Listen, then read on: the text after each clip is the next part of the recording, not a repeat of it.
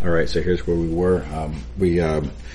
I made the assertion, I think this is pretty believable, that triple integrals can be computed with nested integrals just like they can with double integrals.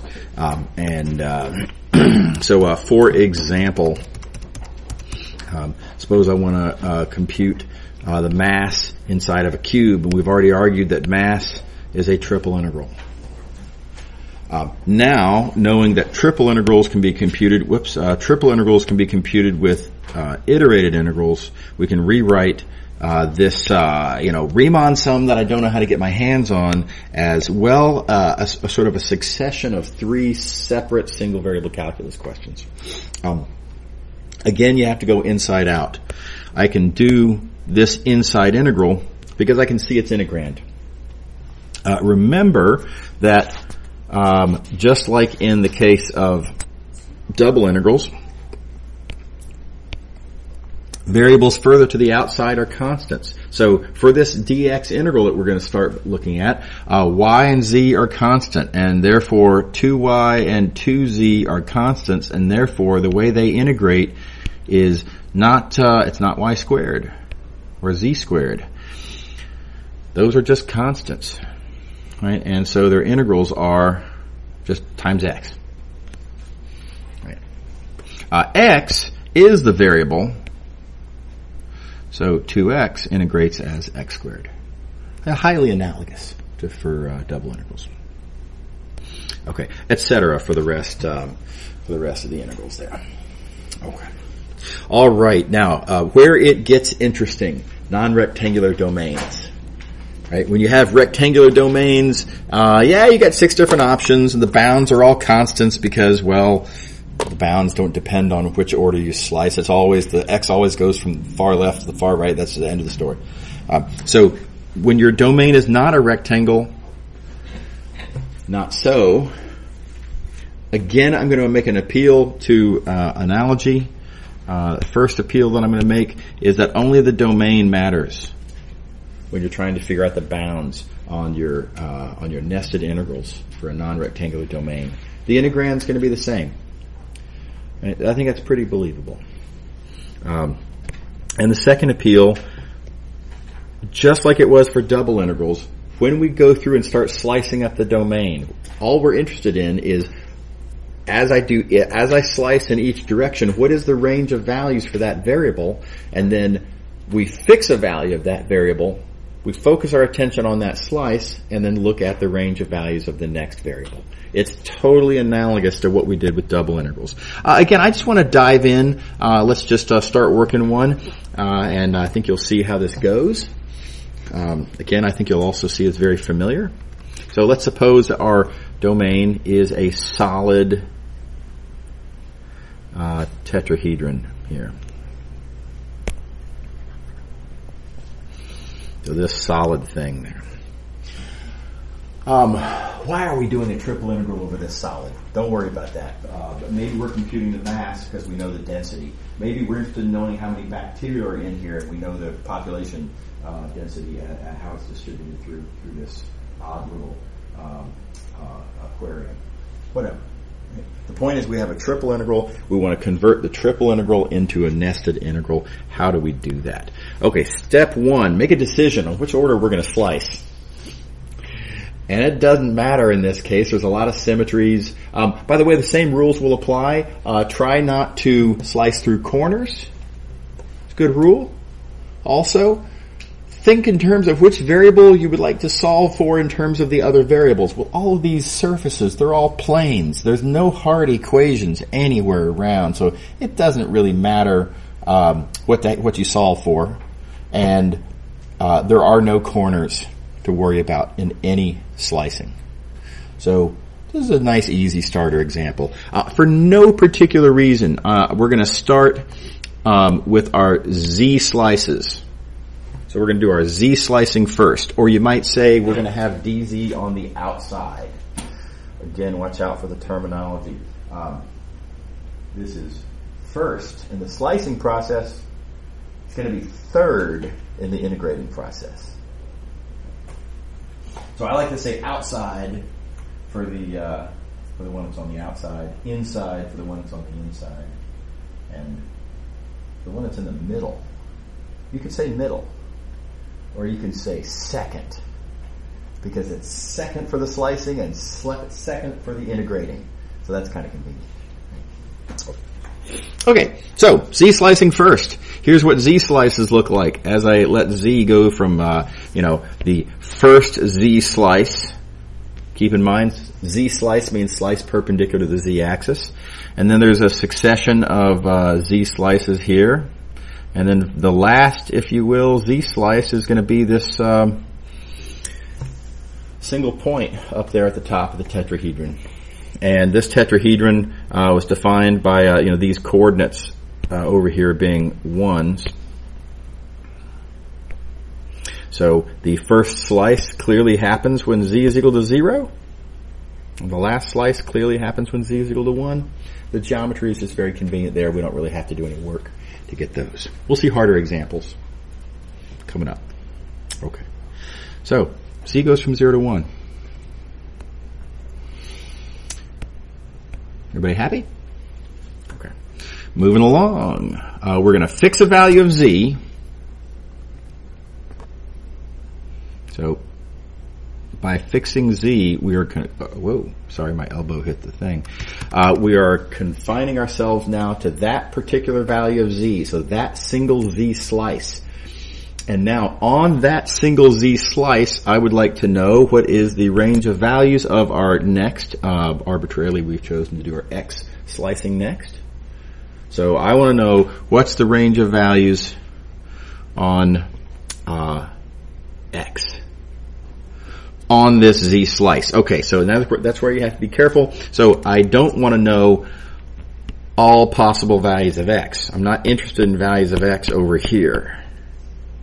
Right? I'm interested in values of X on this Z slice. And now I appeal to your sense of geometry. If you take this triangle, you can see that cross section is a triangle, right? If you slice that triangle perpendicular to the X axis, those slices of the slice, the X slices of the Z slice, are going to be little line segments. The first of which is there. That's my first slice. You might say identified by that point. That point, you can easily find its X coordinate. Again, a lucky break, the geometry here is easy. You can see it's X equals 0. The last slice, here's our Z slice, is going to be here. And let's think about how we're going to identify that X bound, our upper bound for X. This is going to be our first, interesting little, use the geometry to find the bound in a triple integral problem. We're going to see a bunch more of them over the remaining 40 minutes of class. But here we go. This bound, the upper bound for X, is identified by that point. That point is on various surfaces that I can identify. Let's identify the surfaces. What surfaces is that point on? Well, it's on this surface. It is on this surface. And it's on that green slice. All right, so those are the three things I know about that point. That point is defined by the fact that it's on that purple plane, it's on the yellow plane, and it's on the green plane. Everybody good so far? So let's write down what we know about those equations. What are those equations? Well, let's see here. This purple plane has a real easy equation. Y equals 0. This yellow plane, I'm going to use orange. The yellow pencil doesn't show up very well. But so on that yellow plane, that's a pretty easy equation. That's x plus y plus z equals 1. I'll refer you back to chapter 1, I guess it is, where we work out that algebra. And then let's see, lastly, what do I know about this green plane? What can I say there? Well, the point to that green plane is that I have fixed a value of z. Z is, for the purposes of this discussion, to be taken as constant and known. So you could write, z given. My little shorthand for that is I like to write z equals z. I don't know. That's, of course, arguably meaningless, right? But this is my way of my little compact way of indicating that z is known. It's z. Fair enough? Okay, why are we doing all this? Well, because we're trying to find our x bound. Our x bound, wrong color. We are trying to find our x bound. This blue point here is of interest because it defines my x bound. That means I need to solve for x in this algebra. In all of this algebra, I need to solve for x. And everything kind of comes together, right? So y is equal to 0. That plugs into there. I just have x plus z equals 1. Z is known. When you solve for x, you just get 1 minus z. So x is 1 minus z. Everybody on board? So you'll notice that is our upper bound here.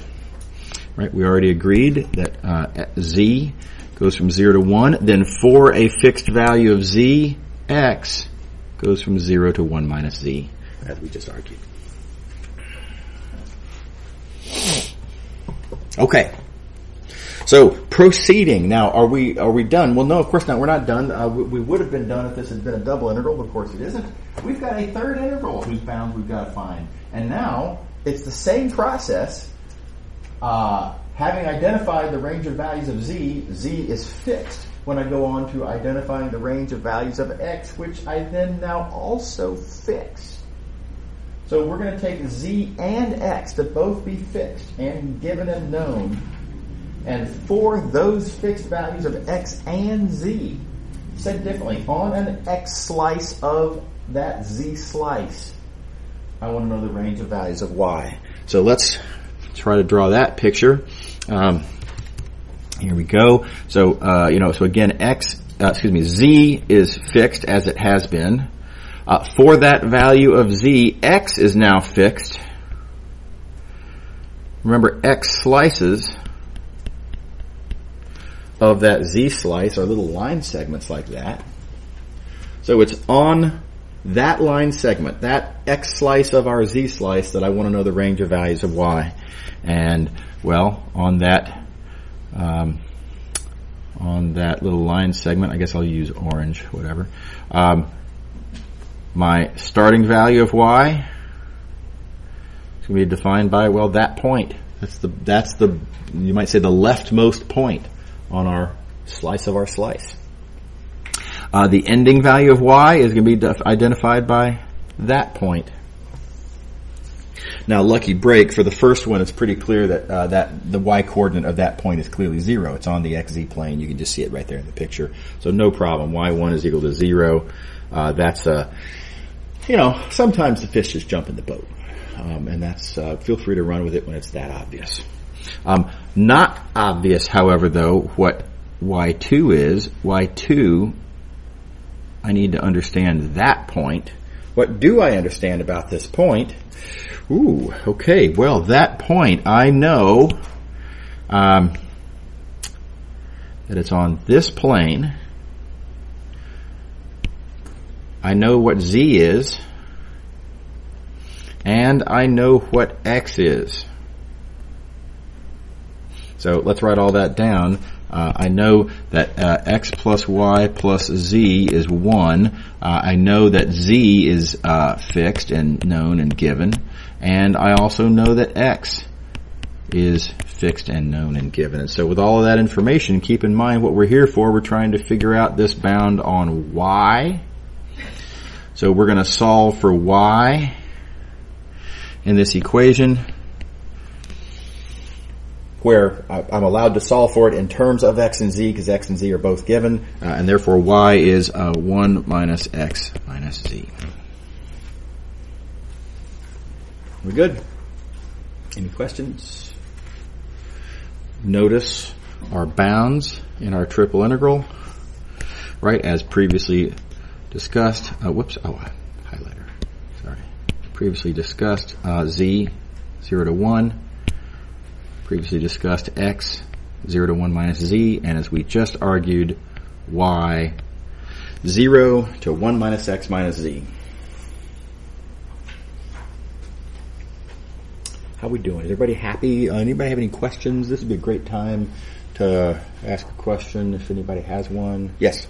So we could give that there's a plane that's plus y plus z plus 1 in the problem? It depends. There's different ways that a question like this could be phrased. Let's look back at how I actually phrased this. I don't actually remember. Let's see here.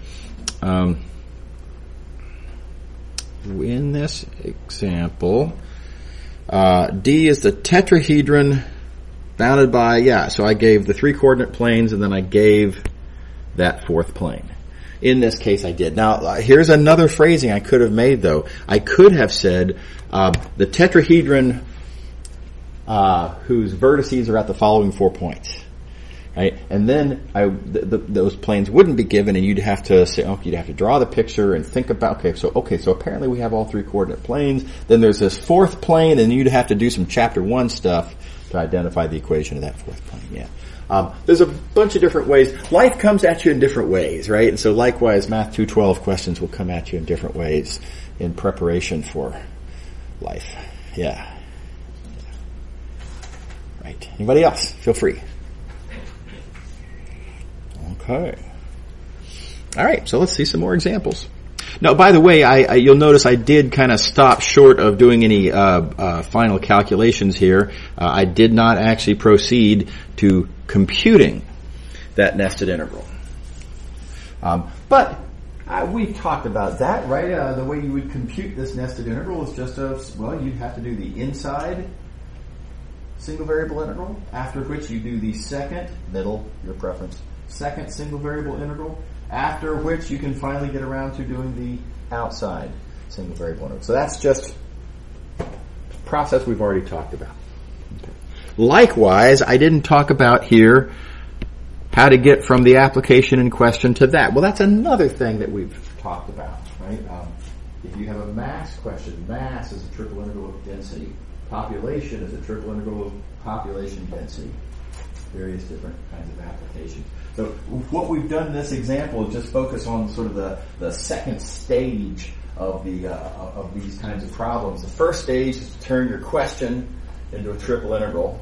Second stage, turn your triple integral into a nested integral. Third stage, apply the fundamental theorem of calculus 3 times. Okay, so the remaining examples are going to, again, be kind of along these lines. We're just going to look at phase 2 with phase 1 and phase 3 already pretty clearly understood, I think. Okay, so, here is the phase 3 part. So suppose you wanted to actually compute that mass. We want to get an actual answer. Well, phase 1, we're looking at a triple integral of density. Phase 2, triple integrals or nested integrals. Phase 3, a bunch of details.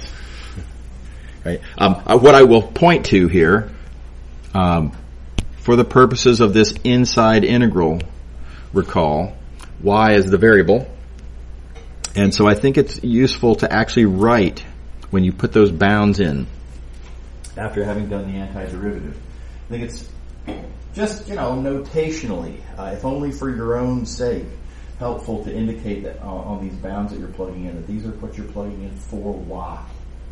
So say y equals blah, blah, blah to y equals blah, blah, blah. Okay. Alrighty. Likewise for the others. Okay. While you're doing these kinds of integrals, keep in mind the roles that the variables are playing. Oh, I can't. Okay, we're fine. So while you're doing a triple integral, for this inside integral, arbitrarily I've got a dx for the inside integral. For this inside integral, notice that we got to that integral having already chosen values of the outside variables. We looked at the range of values of z. We fixed a z. Then for that fixed z, we looked at the range of values of y. We then fixed a y. So z and y are fixed as we get to this inside dx integral. So in here, z and y are constants. Treat them as constants for the purposes of the x integral. They are constants. X is the only variable in that inside integral. Yeah? And then likewise, pushing further out, when you look at the, oh gosh, I missed. When you look at the dy integral, all of this is just integrand. All of what I have in green is just integrand. That's a known integrand. For that integrand, we're looking at the dy integral. Where did that dy integral come from? Well, it came from looking at a fixed value of z and asking about what's happening on y for that fixed value of z. So z is to be treated as a constant because it is a constant for that dy integral. Good general sort of pattern that you're probably noticing. Whichever integral you happen to be looking at, wherever you happen to be in the evaluation of a triple iterated integral, any variables whose differentials are further to the outside, those are the variables that you treat as constants as you do the integral. I think that's a nice rule. Okay. All right, more examples. Let's look at the unit ball in R3. And again, let's think about slicing. Now, for no particular reason, I'm going to do the slicing in this order, dy, dz, dx. No good reason. Arbitrarily. Starting then in our slicing process with x. Need to know what's the range of values of x. Quick callback to something we talked about before. Of course, the integrand is the same. We don't need to revisit the integrand. So, range of values of x. Well, let's look at our unit ball. Here it is. I drew it too big. There's our unit ball. And conveniently, we're kind of looking at it sort of somewhat down to make the pictures work out better later. X goes from that back point to this front point. It's the unit ball. There's tons of symmetries about the unit ball, and one that I think is pretty clear and no need for further discussion is that the farthest point away in the x direction, in the negative x direction is -1, and the positive x direction, +1. Your x bounds are -1 to 1. So here we go. X goes from -1 to 1. Okay. Now, having decided on that, x goes from -1 to 1. We're going to fix a value of x somewhere in that range. Okay, now I've got to do some hand waving here. We've got this solid three-dimensional ball, right? And on this solid three-dimensional ball, we're going to take a slice, vertical slice, perpendicular to the x-axis at some value of x. I appeal to your geometric intuition. A slice of a ball gives you a disk.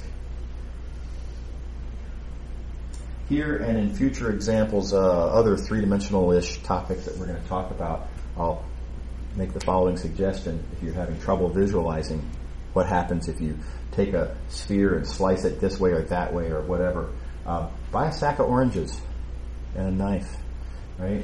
And, I mean, it's a great visual aid. You just, right? And, okay, yeah, sure enough, there's my disc, right? And you also have a nice snack. So it's a win-win. Everyone should be eating more fruit anyway.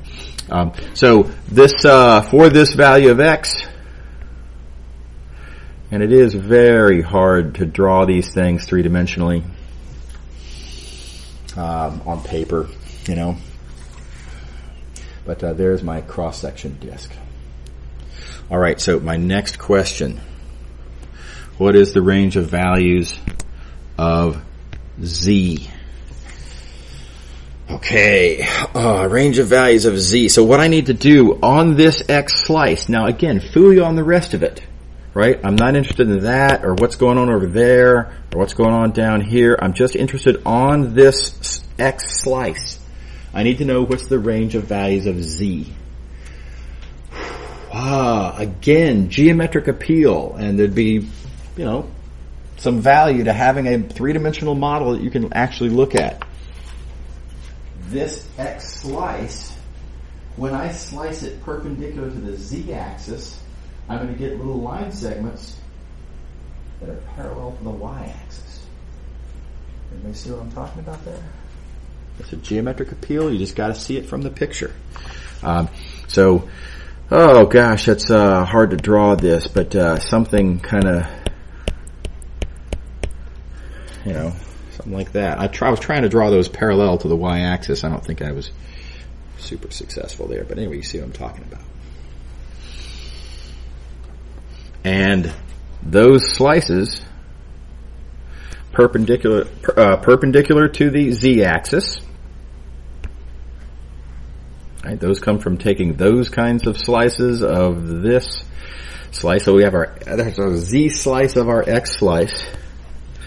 Those slices are going to start at a point down at I'm going to say the bottom, if you will, of the x slice. And the last one is up at, if you will, the top of the x slice. Now here's another place where I'm going to make a geometric appeal. We know certain things about spheres. Get yourself an orange, right? A grapefruit, whatever. That point at the top, this last z slice, whose z coordinate I need to know. That point up at the top is in the middle. I'm going to assert geometric, observation. Thank you, symmetry of spheres. That point that I'm interested in has y equal to 0.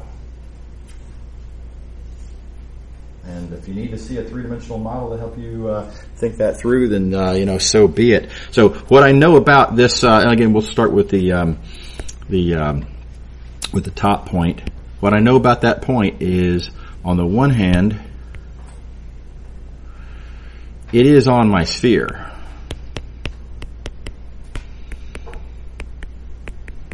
On the other hand, as I just argued, it's got to be, y has got to be 0. And then lastly, of course, what else I already know about it? Bad color choice. Sorry. I want to be consistent with colors.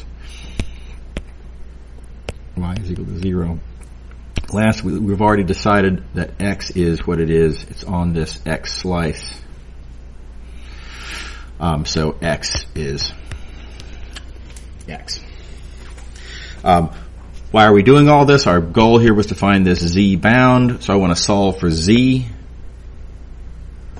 in here. Need more space. Z is, okay, well, let's think it through. Z is, you solve for z, you get square root of 1 minus x squared minus y squared. But y is 0. That's unavoidably the case. I better know something about y, by the way, because y is not fixed yet, right? We haven't gotten to the y slice yet. So y being 0, I get square root of 1 minus x squared.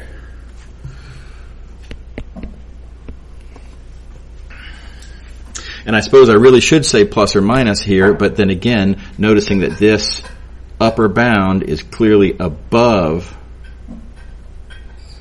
the xy plane, I clearly choose the plus one. Everybody on board? Hopefully y'all have noticed already, but just in case you haven't, notice how essential the picture is. I mean, without a picture, oh my gosh, how could you possibly, I mean, yikes. Right? I mean, technically, if you take a really hardcore point of view, if you could make algebraic arguments through all of this, but man, that'd be hard. I think that'd be challenging for me to make a purely algebraic argument with no picture, right, to motivate what these bounds are. So please don't make that attempt. Right? I'm going to say got to have a picture. And furthermore, it really helps to have a good picture. Right? So try to develop, and there's going to be a certain amount of, drawing skill is just unavoidably valuable in Math 212. If you're not good at drawing three-dimensionally, we got to get you good at drawing three-dimensionally. There is no, I just want to do it the algebraic way. No. So let's, come to office hours. Let's talk about how to, different approaches that you can take to being, decently good at drawing these kinds of pictures. All right, so our bounds. By the way, analogous argument for the lower bound. This lower bound comes from looking at that point. It's very analogous algebra, and you just end up choosing the negative of the square root. So where we end up then is the z bounds are, from negative square root to positive square root of 1 minus x squared. How we doing? Okay. All right. Okay, and then proceeding, right? Last thing I got to figure out, for a given value of x, also for then a given value of z, what is the range of values of y? Okay, so coming back to our picture. I gotta zoom out again. Looking at, God, what a mess this picture has become. Looking at our z slice of our x slice. On that z slice of our x slice, I want to know the range of values of y. Well, there's going to be the starting value of y. There's the ending value of y. I need to know the y coordinates of those 2 points. Right, so this point, what's its y coordinate? This point, what's its y coordinate? And again, it's a matter of writing down what you know about these points. Well, I know several things about these points. On the one hand, these points are on, I keep doing the wrong colors. These points are on our sphere. So I know x squared plus y squared plus z squared is 1. I also know, previously agreed upon, that x is fixed, and likewise that z is fixed. So I need to solve for y here.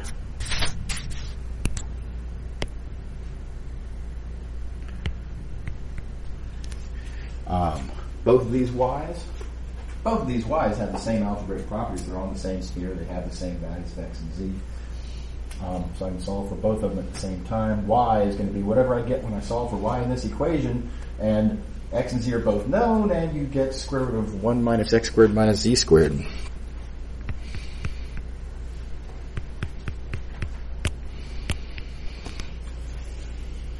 How we doing? Everybody happy with that? Okay. Right. Okay, and let's see. I hope I have that. Yeah, here we go. Okay, so right, so x still, wrong colors. X still negative 1 to 1. Z, as previously agreed, there to there. Y, we now know, goes from the negative square root to the positive square root, 1 minus x squared minus z squared. And there we are. So look, there's geometric challenge in all of these kinds of examples, right? Every triple integral that you're going to encounter, you're going to have to really understand the picture of what you're looking at. You're going to have to think about what do the cross sections look like. You're going to have to identify the relevant points. Notice which, the points that define bounds are on which of the geometric objects, surfaces mostly, and then do the ensuing algebra. This is a highly involved process. It's arguably just like double integrals, just a little more so, right? But nevertheless, it is significantly more so. The geometric challenge is definitely up a notch because of the dimension. Everything's dimensionally harder. Okay. All right. Okay, here's another question. Let's see here. Let's find a triple integral over this odd-shaped little domain. This domain is the region that is between two paraboloids. So I had to draw, for this picture, I had to draw this lip up here. So this is like a weird looking shot glass or something. It would be a terrible shot glass. It'd fall right over, right? But it's like a big, solid, heavy chunk of glass, if you will, with a little bit of room up there for the liquid, and then you've got this thing to hold on to. So importantly, we're talking about the glass part. We're talking about the solid part. We're not talking about where you put the liquid. That's a weird shape. All right. And this is going to be a weird thing to draw cross sections of.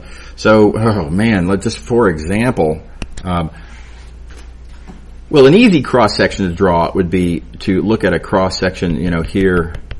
You take a Z slice like that, right? Then those cross sections are just discs, and that's tempting and nice. But this is a bad observation to make, in the sense that this encourages doing your Z slices on the outside. Look at two bad things. I argue now, two bad things about doing your Z slices on the outside. One is, higher up, those Z slices are not nice. Right? Higher up, those Z slices are qualitatively different. They become annuli, not discs. So that's for one, right? Let's see if I can draw one of these things. It'd be something like that. For another thing, that is qualitatively different than what's down here, and so you'd have to break it. You'd have one separate integral for Z from there to there, because of the disk cross sections, and then you'd have a completely separate Z integral from there to there because of the different shaped cross sections. So this is highly unappealing, right? Furthermore, what happens, let's think about one of these annuli, and I'm just going to draw it over here, right? When I start doing slices perpendicular to the x-axis, perpendicular to the z-axis, I'm going to be slicing, kind of like that. Well, those slices would look like this, and then something bad happens as you get to that edge, and then again when you get to this edge.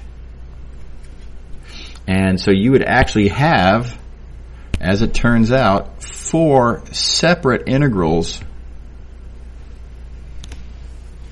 that you would have to write down just for these positive values, just for these higher values of z. This would be a nightmare way to do it. Let's definitely not do it that way. Everybody see what I'm talking about? No good.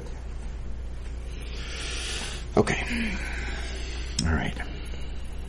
So, all right. So fine. We slice it a different direction. Real quick. Another observation to make. Look at the algebra. Which variable would you rather solve for? I'd rather solve for z. Right? Likewise here. I'd rather solve for z. Right there, that suggests that the dz should be on the inside, and that the x and y should be on the outside. All right. Okay, so let's do y slices maybe first. And oh gosh, so now I've got to draw a slice perpendicular to the y-axis. I've got to cross-section this paraboloid with that plane. And okay,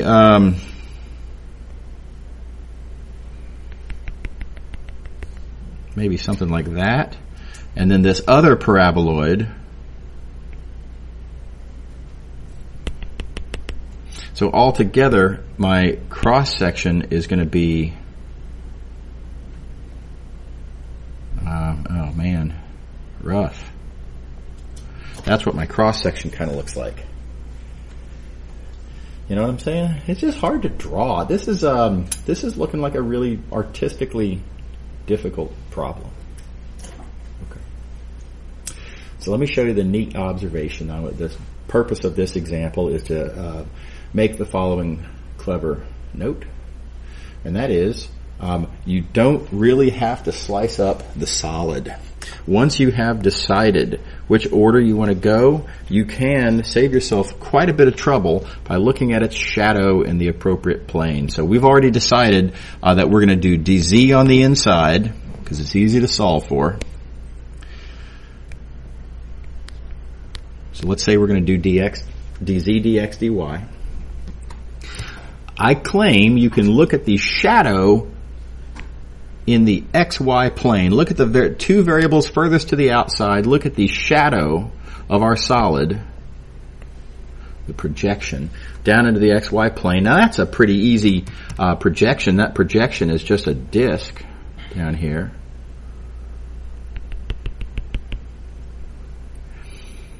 All right, let me just fill that in just for visual convenience. And let's think through this slicing process again. Well, look, any slice that you make, when you make a slice, whoops, I wanted to do a different color. When you make a slice perpendicular to the y-axis, well, hard to draw, right? But a slice perpendicular to the y-axis, its shadow is just going to be a line segment, and that's easy to draw. And now I appeal to your sense of geometry. If this is indeed the shadow, the only difference between the solid and its shadow is that I kind of threw away the z coordinates. Well, the values of x and y up here are the exact same as the values of x and y down here. The range of values of, let's say, y that I'm interested in as I'm drawing these really hard cross sections, right? The range of values of y there is the exact same as the range of values of y on the shadow. So, nice fact, you can kind of say phooey on the solid, at least for this part of the problem, figuring out the x and y bounds. Having decided that x and y are on the outside, I can look at the xy shadow. I can think about the range of values of x and y on the shadow. Those will be my x and y bounds also on the solid. And I'll be 2/3 of the way done with this problem without having drawn any ugly cross sections. Okay. So, so here we, where did I put the... Gosh, where did I put that picture? Okay, I guess I didn't draw this picture. Anyway, this shadow down here is real easy to understand. This shadow is going to be directly below that lip. That lip is where the two z coordinates are equal. That lip, therefore, is where that's equal to that. And a little bit of algebra, not hard to persuade yourself. That's going to be where x squared plus y squared is equal to 1. So we have, as our shadow down here, we have just the unit disk. And the unit disk is easy to understand in the xy plane.